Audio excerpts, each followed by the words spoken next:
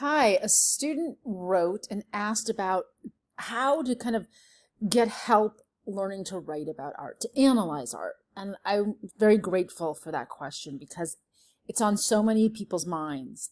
And this class is challenging. You are learning how to look at art. You're learning how to think about it in relationship to its historical context.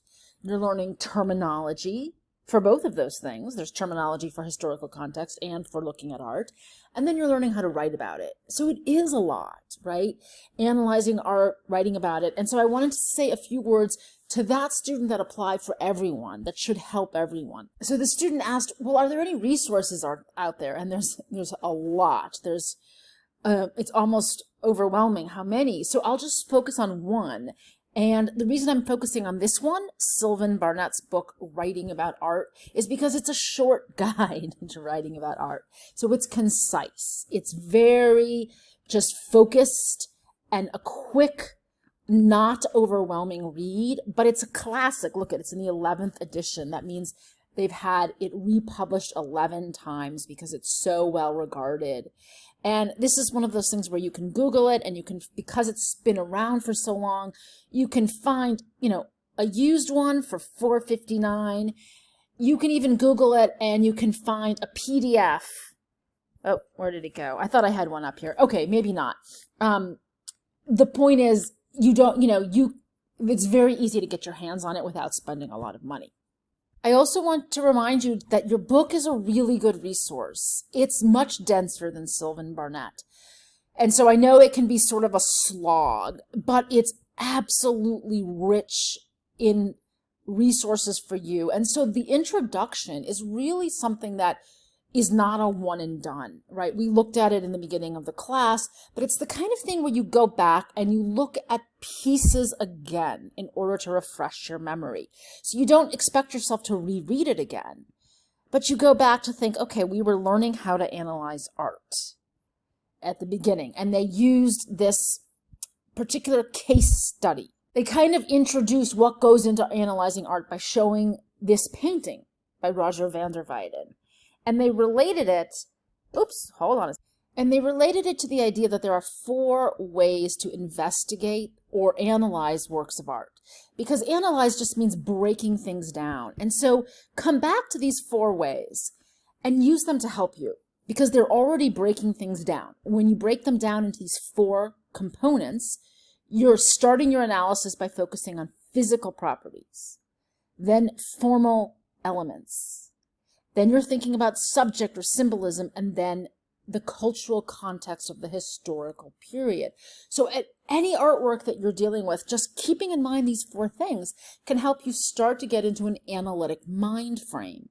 So for instance, if you just start with physical properties, you'll start to see that changes in cultural values from the 1700s to the 1800s and 1900s are really reflected in the physical materials used. So if you take, for instance, the materials that go into the Rococo salon, right? You have, this patterned wooden floor in this beautiful ornamental design. And then you have the stucco and plaster used to create these moldings that create all sorts of pretty decorative patterns, and they lend themselves to these flowing lines that suggest flowers and vines, but then they're painted. You've got the gold leaf glittering, and you've got the glass of the chandelier shining off the light. Now look how different that is than the materials I'm about to show you. So contrast that with the iron that is used as the material in this bridge, which they're showing you as a sign of the beginning of an industrial aesthetic, right? Because this is no longer the handmade craftsmanship of very skilled artisans. This is no longer decorative and pretty, it's functional. These iron parts are created in a kind of systematic, plain way. They're created as efficiently as possible to maximize the strength of each part working in a system and the efficiency of building it. There's no excess, there's no gold leaf. Iron is a material of industrial economic functionalism. So think here how material is already getting us to pay attention to historical context.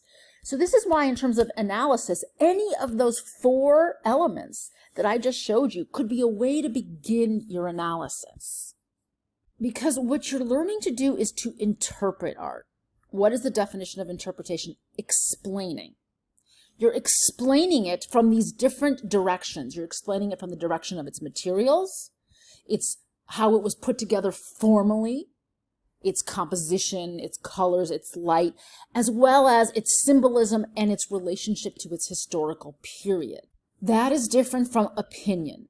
Look at the definition: a view or judgment formed about something, not necessarily based on fact or knowledge.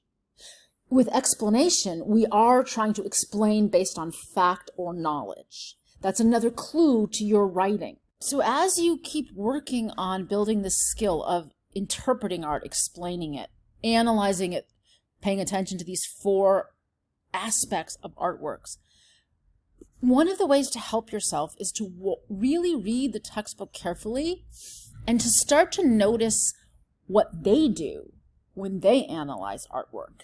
Use them as a model to imitate the way a dancer watches another dancer, to learn from that person's movements. So what are their moves? So for instance, Watteau, they introduce the artist and they explain a little autobiography, and then they explain a little bit about style. So you're reading and you see them say, incorporating the fluent brushwork and rich colors of such works from the past, Watteau perfected a graceful personal style. Okay, they're talking about the formal elements that define his style. I'm going to take note as an art historian in training of their adjectives. Fluent brushwork. Okay, do I see that in the artwork? Do I know what they mean by rich colors?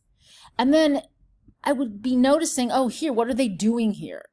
They're telling us they painted for the new urban aristocrats. They're telling us who the viewers were and what kind of paintings they wanted, what they wanted from his paintings.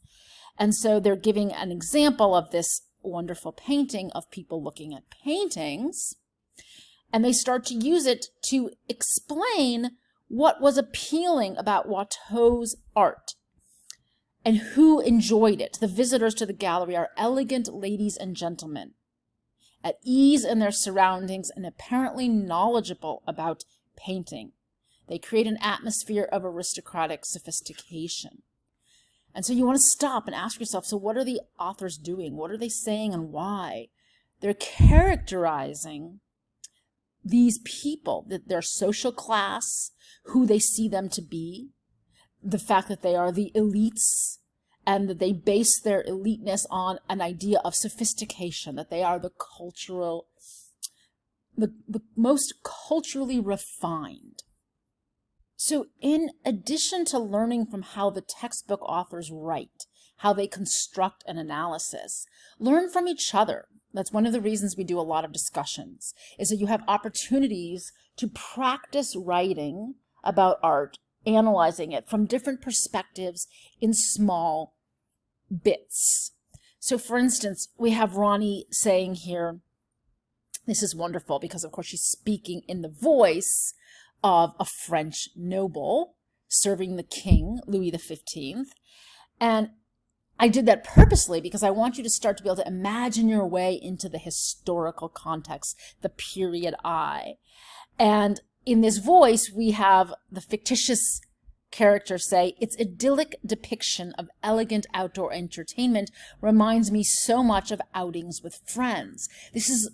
Notice, what has she done? Well, she's actually imagined what this viewer, this aristocratic viewer, would get from this artwork, would get the pleasure of remembering, or the sense of kind of the outdoor pleasures of time among sophisticated friends.